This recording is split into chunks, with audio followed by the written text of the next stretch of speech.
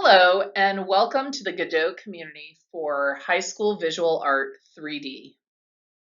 Over the course of the next 3 sessions, I'll be discussing inexpensive tools and surface treatments. For this session specifically, I'm going to be discussing using everyday objects in place of clay-specific tools and an exercise for students to use creative problem solving to improvise their own tools. I think fancy clay tools are great. And I think if students have access to them, I think that that's absolutely fine. But there's value in students being able to utilize objects in their surrounding to achieve the same outcomes that they would get if they had fancy clay tools. We are not all in the same situation. Some of us don't have the budget for expensive clay tools or maybe for class sets. So you may have students that are sharing clay tools. So in this case, I think some of these substitutions are pretty legitimate and really get the same outcomes that you would from a so-called clay specific tool.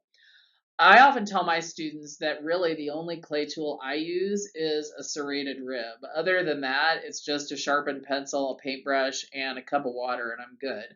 So I've spent a lot of money on my own personal stash of clay tools, but at the end of the day, it's really the simplest things that I use that aren't even clay specific.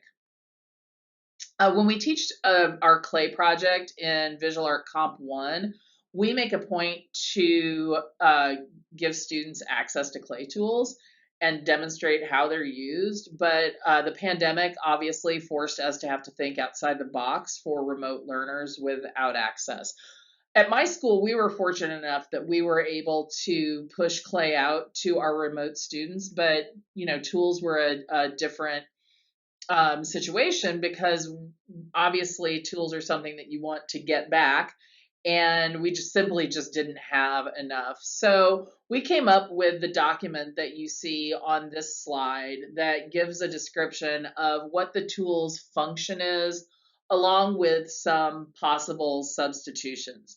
And this allowed our students that were working from home to really have the same experience that the students who were in the classroom were having. And as a matter of fact, when I had students working remotely and I did my demonstrations, I would only use improvised tools for my demonstration and not my fancy clay tools, so that there was a little bit more inclusiveness to what we were doing in the classroom at the time. So for my ceramic students, I had them complete this brainstorming activity, and instead of giving them a list of substitutions, I put it on them to come up with the improvised tools, and they did a great job and were really thoughtful in their responses. They were asked to identify two uses for the tool. And if they didn't know that, then they had to look it up. So they had to Google it. Next, they had to list one or two viable solutions for each. And again, the outcome was pretty impressive and, as you may guess, imaginative. But the exercise really taught students that clay specific tools are nice, but not necessary. In a subsequent assignment, I had students assemble some of the tools and document them. And some of my favorites were dental floss tied to two halves of a broken pencil that would have substituted for a wire tool. I had someone use a fine tooth comb instead of a serrated rib.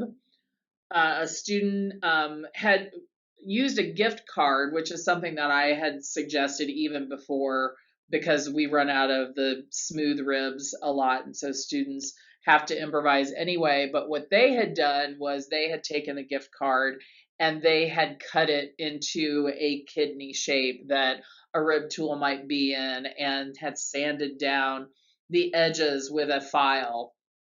So they really went that extra mile.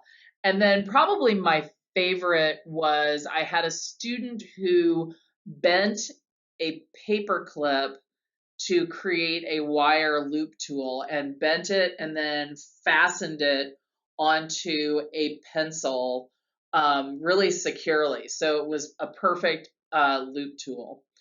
And I think that the takeaway is that now that my students are face to face, I'm still seeing some of this industriousness and creative problem solving at work because I don't always have tools for everyone to have their own individual. So students are going back because they know that, hey, this old plastic gift card is really going to give me a nice smooth surface just like a silicone rib would. And I think that, they've become better problem solvers because of it. I think it's also given them a better understanding of what the tools are specifically used for and what the possible outcomes for these tools could be. Thank you for joining me. I hope that this information is something that you can take back and use with your own students.